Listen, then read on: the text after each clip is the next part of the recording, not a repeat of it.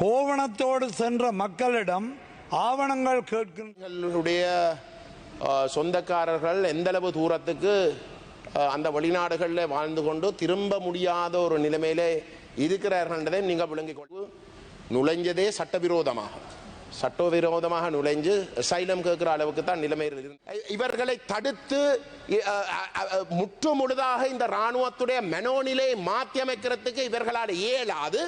முஸ்பாத் சொந்தங்களுக்கு வணக்கம். பாராளுமன்றத்தில் கஜேந்திரகுமார் பொன்னம்பலம் அவர்கள் அண்மையில் ஒரு வர்த்தமானி ஒன்று வெளியிடப்பட்டது. அது உங்களுக்கு எல்லாருக்குமே தெரிஞ்சிருக்கும்.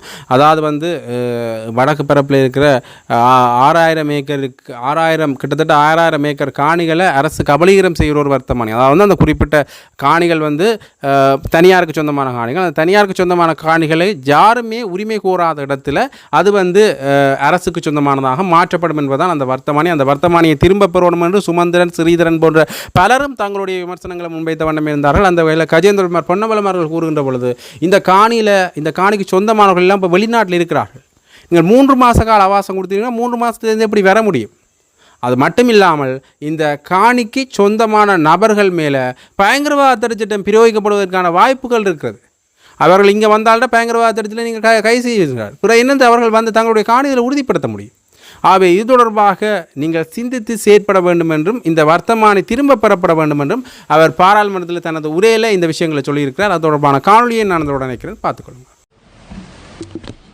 Thank you honourable deputy speaker. கடந்த மார்ச் மாதம் 28ஆம் தேதி அரசாங்கம் ஒரு வர்த்தமானி அறிவித்தலை வெளியிட்டிருக்கின்றது.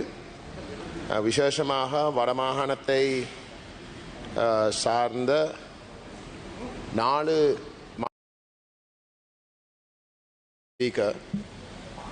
கடந்த மார்ச் மாதம் 28ஆம் தேதி அரசாங்கம் ஒரு வர்த்தமானி அறிவித்தலை வெளியிட்டிருக்கின்றது. விசேஷமாக வடமாகாணத்தை சார்ந்த 4 மாவட்டங்களிலே யாழ்ப்பாணத்தில் 3669 ஏக்கரும், முல்லைத்தீவை சார்ந்த 1703 ஏக்கரும், கிளிநொச்சியை சார்ந்த 515 ஏக்கரும், மன்னாரை சார்ந்த 54 ஏக்கரும், மொத்தம் 5941 ஏக்கர் காணிக்குரிய அந்த குறிப்பிட்ட பிரதேசங்களுக்குரிய இருக்கக்கூடிய தனியார்கள் தங்களுக்குரிய காணி உறுதிகளை உறுதிப்படுத்தாத பட்சத்தில் தாங்கள் அந்த குறிப்பிட்ட பிரதேசங்களுக்கு உள்ளே இருக்கக்கூடிய காணிகளை அரசு காணிகளாக பிரகடனப்படுத்த போகிறார்கள் என்று அந்த வர்த்தமானியிலே குறிப்பிட்டிருக்கின்றது.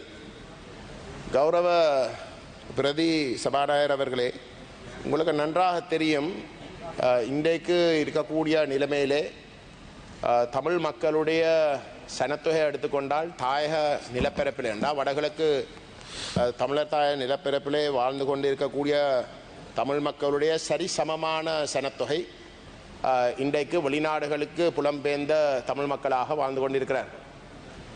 அவர்கள் இந்த தீவை விட்டு வெளியேறின பொழுது அவர்களுடைய உயிர் அச்சுறுத்தல் காரணமாகத்தான் அவர்கள் வெளியேறினவர்.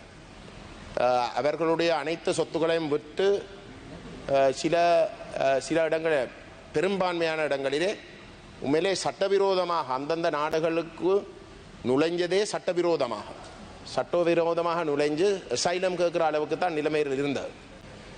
ஆக இன்றைக்கு அந்த மக்கள் தமிழ் மக்களுடைய ஈழத்தமிழர்களுடைய சனத்தொகையின் அறவாசி இன்றைக்கு புலம்பெயர்ந்த தமிழ் மக்களாக வெளிநாடுகளில் வாழ்ந்து கொண்டிருக்கிறார்கள் என்றால் இந்த காணிகளுடைய சொந்தக்காரர்கள் எந்தளவு தூரத்துக்கு அந்த வெளிநாடுகளில் வாழ்ந்து கொண்டு திரும்ப முடியாத ஒரு நிலைமையிலே இருக்கிறார்கள் என்றதை நீங்கள் விளங்கிக் கொள்ளலாம். அது மட்டுமில்லாமல் அந்த வெளிநாட்டில் வாழுகின்ற மக்களுக்கு தங்களுடைய காணிகளை உறுதிப்படுத்த முடியாத ஒரு நிலைமையும் கணிசமாக இருக்குது. அது இதுக்கு முதல் இருந்த அரசாங்கங்கள் ஏற்றுக்கொண்டு உண்மையிலே இந்த போர் காலத்திலே அந்த வெளிநாட்டில் வாழுகின்ற மக்களுடைய காணிகளிலே சட்டவிரோதமாக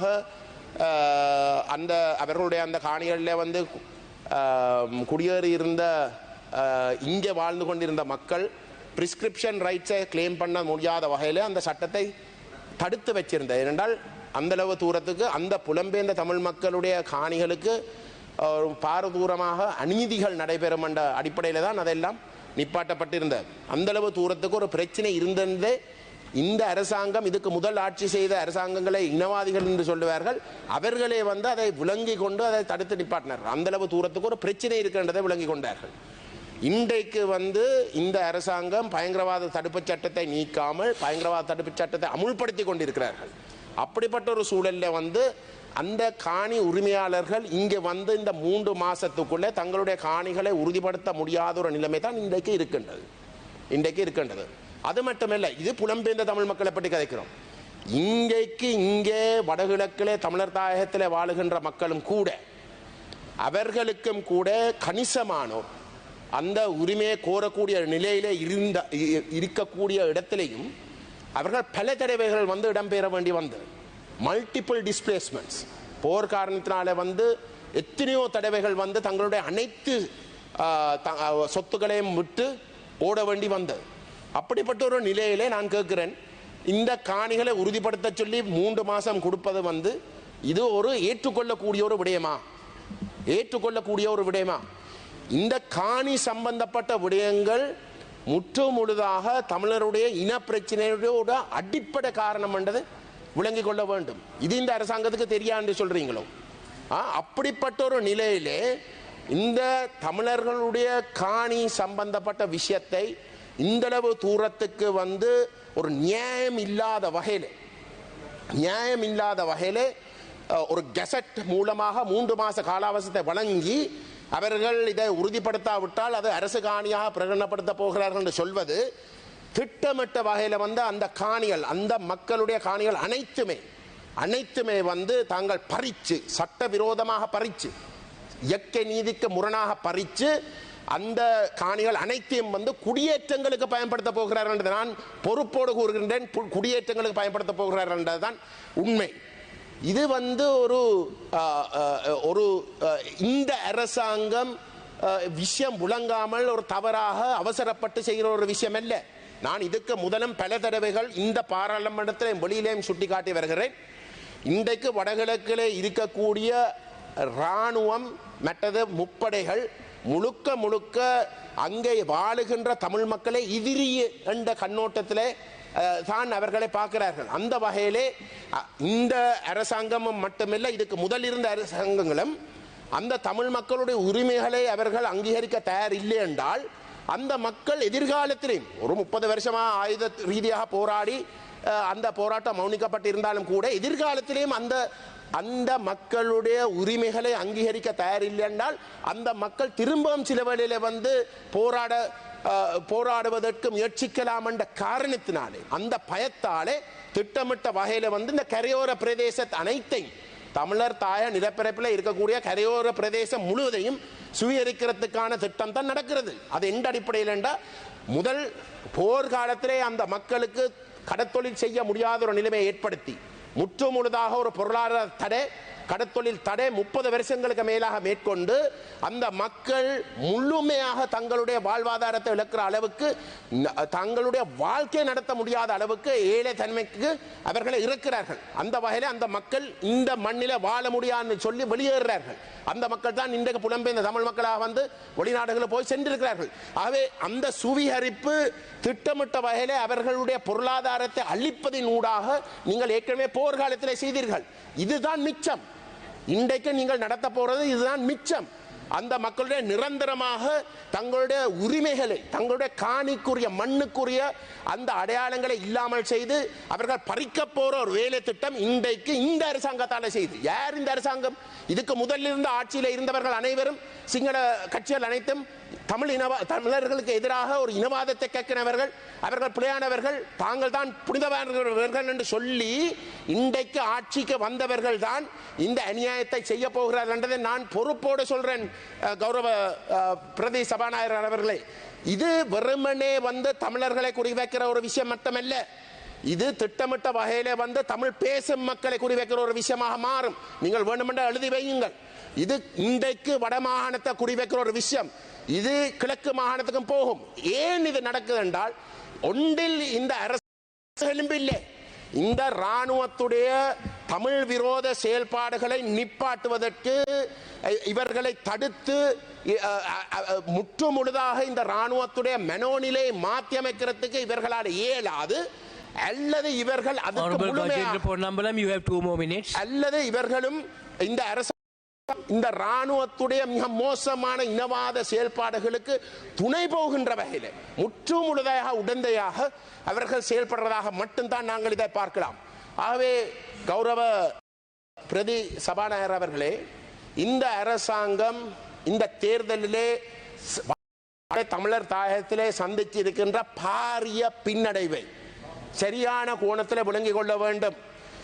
இந்த தெளிவான செய்தியை இந்த அரசாங்கம் இன்றைக்காவது விளங்கிக் கொண்டு இந்த வர்த்தமானியை உடனடியாக ரத்து செய்ய வேண்டும் என்று நான் கேட்டுக்கொள்ள விரும்புகின்றேன். காணி சம்பந்தப்பட்ட விடயங்கள் தமிழருடைய அடிப்படை பிரச்சனை சம்பந்தப்பட்ட விடயங்கள். இதில் தமிழ் தலைவர்களோடு ஒரு இணக்கப்பாட்டுக்கு வராமற் ஒரு தலைபட்சமாக நீங்கள் இதை செய்தீர்களாக இருந்தால், நீங்கள் திரும்ப வடக்கிலையும் கிழக்கிலையும் இருக்கக்கூடிய தமிழ் மக்கள், நான் கூடுதலாக சொல்றேன் தமிழ் பேசும் மக்கள் என்று, இந்த தமிழ் பேசும் மக்களுக்கும் தெற்கிலே இருக்கக்கூடிய சிங்கள மக்களுக்கும் இடையிலே வரக்கூடிய நல்லிணக்கத்துக்கு நீங்கள் முற்றுப்புள்ளி வைக்கின்ற ஒரு விடயமாகத்தான் இதை பார்க்க வேண்டும். நீங்கள் இதை வாபஸ் பெராட்டி, நீங்கள் அந்த மக்களுக்கும் தெற்கில வாழுகின்ற சிங்கள மக்களுக்கும் வரக்கூடிய நல்லிணக்கத்துக்குரிய வாய்ப்புகளே இருக்கின்ற வகையில் தான் நீங்கள் இந்த செயல்பாடுகளை முன்னெடுக்கிறீர்கள் என்றதை நான் இன்றைக்கு எச்சரிக்க விரும்புகின்றேன். தயவு செய்து இதை நீங்கள் ஒரு சின்ன விஷயமாக எடுத்துக்கொள்ளாதீர்கள். காணி என்றது ஒரு இனத்துடைய ஒரு மனுஷருடைய அடிப்படை தேவை. நீங்கள் முற்று முழுதாக ஒட்டுமொத்த தமிழினத்தையும் நீங்கள் எதிரியாக்க போறீர்கள் என்றதையும் நான் திட்டவட்டமாக சொல்ல விரும்புகின்றேன். தயவு செய்து இந்த அரசாங்கம் அந்த வர்த்தமானியை உடனடியாக செய்ய வேண்டும் என்று கேட்டுக்கொள்கின்றேன். Honorable Vasantha Samarasinghe, you have 12 minutes. கௌரவ சபைக்கு தலைமை தாங்கும் உறுப்பினர் அவர்களே, வடக்கில் கரையோரத்தில் மக்களுடைய காணிகளை அபகரிக்கும் செயல் இடம்பெறுகின்றதா? அதன் செயலாக 2025-3-28 2430 இலக்க வர்த்தமானி மூலம் Jaffna 3669 acre, Mullaitivu 1703 acre, Kilinochchi 515 acre, Mannar 54 acre, 5941 மொத்தம் ஏக்கர் காணி நிர்ணய கட்டளை சட்டம் 5 பிரிவில் அரச காணிகளாக அபகரிப்பதற்கு நடவடிக்கை எடுக்கப்பட்டுள்ளது. குறுகிய காலத்தில் உரிய பதிவுகள் செய்யப்பட வேண்டும். இல்லாவிட்டால் அந்த மக்களிடமிருந்து பறிக்கப் போகின்றீர்களா?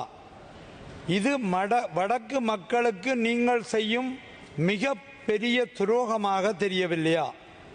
அந்த மக்கள் 2009 இடம்பெயரும் போது எதனையும் கொண்டு செல்லவில்லை. அப்போது இனவாதத்தின் கொடூரம் நடந்தது. கோவணத்தோடு சென்ற மக்களிடம் ஆவணங்கள் கேட்கின்றீர்களா? ஏற்கனவே கொடுமை செய்த இனவாத அரசுகளை நீங்களும் பின்தொடர்கின்றீர்களா? வடக்கு கிழக்கு மக்களுக்கு துரோகம் செய்ய வேண்டாம். தயவு செய்து வர்த்தமானியை வாபஸ் வருங்கள் என்று கேட்டுக்கொள்கின்றேன். அடுத்ததாக சுற்றுலாத்துறை அமைச்சரின் கவனத்துக்கு, இன்று சுற்றுலாத்துறை மூலம் கிடைக்கும் வருமானத்திலேயும் இலங்கை தங்கியுள்ளது. அதிகளவான சுற்றுலா பயணிகள் எமது நாட்டுக்கு வருகை தருகின்றார்கள். குறிப்பாக யாழ்ப்பாணம் உள்ளிட்ட வடக்கு மாகாணத்துக்கு அதிகளவான சுற்றுலா பயணிகள் பலாலி சர்வதேச விமான நிலையம் மற்றும் நாகப்பட்டினம் படகு சேவையினூடாகவும் வருகை தருகின்றனர். சுற்றுலா சார்பான விடயங்கள் முனைப்பு பெற்றிருக்கும் நிலையில் இவை சார்பாக அபிவிருத்தி செயல் திட்டங்களை நடைமுறைப்படுத்துவதற்கும் ஒழுங்குபடுத்துவதற்கும் நிர்வாக ரீதியாக மாவட்ட செயலகங்களில் பிரத்யேக சுற்றுலா அலுவலகங்கள் இல்லை. அதே போல மாவட்ட செயலகங்கள் மற்றும் பிரதேச செயலகங்களில் சுற்றுலா அபிவிருத்திக்கான உத்தியோகத்தர்களும் இல்லை. சுற்றுலாசார் அபிவிருத்தி செயல்பாடுகள் அலுவலர்களால் மேலதிக நிர்வாக கடமையாகவே மேற்கொள்ளப்படுகின்றன. இதே நிலைமை மாகாண சபைகளில் குறிப்பாக உள்ளூராட்சி சபைகளிலும் காணப்படுகின்றன. எமது மாகாணத்தின் ஒவ்வொரு மாவட்டத்திலும் அவற்றின் ஒவ்வொரு பிரதேச செயலக பகுதிகளிலும் தனித்துவமான இயற்கை மற்றும் கலாச்சார வளங்களை கொண்டுள்ள போதும் மரபுரிமை மையங்கள், பாரம்பரிய உணவுகள், உள்ளூர் உற்பத்தி பொருட்கள் போன்றவற்றை சுற்றுலா துறையில் சந்தைப்படுத்துவதற்கு ஒரு பலமான நிர்வாக அலுவலகம் ஆளணியும் தேவை. புதிய அலுவலர்களை அவர்களின் திறமைகளையும் ஆற்றல்களையும் பயன்படுத்தக்கூடிய வகையில் அவர்களை உள்வாங்கி எமது மாகாணத்தில் உள்ள மாவட்ட செயலகங்களில் சுற்றுலா அலகுகளை உடனடியாக நிறுவ நடவடிக்கை எடுப்பதுடன் அவற்றிற்கும் பிரதேச செயலகங்களிலும் பொருத்தமான உத்தியோகத்தர்களை உடனடியாக நியமிக்க நடவடிக்கை எடுப்பதோடு அவர்களை வினைத்திறனான முறையில் பயன்படுத்தக்கூடிய வகையில் பல்வேறு செயல்பாடுகளையும் உடனடியாக முன்னெடுக்குமாறு கேட்டுக்கொள்கின்றேன். நன்றி, வணக்கம். भविष्यति गरु चामर संपत दसनायक मंत्रीතුමා මිනිත්තු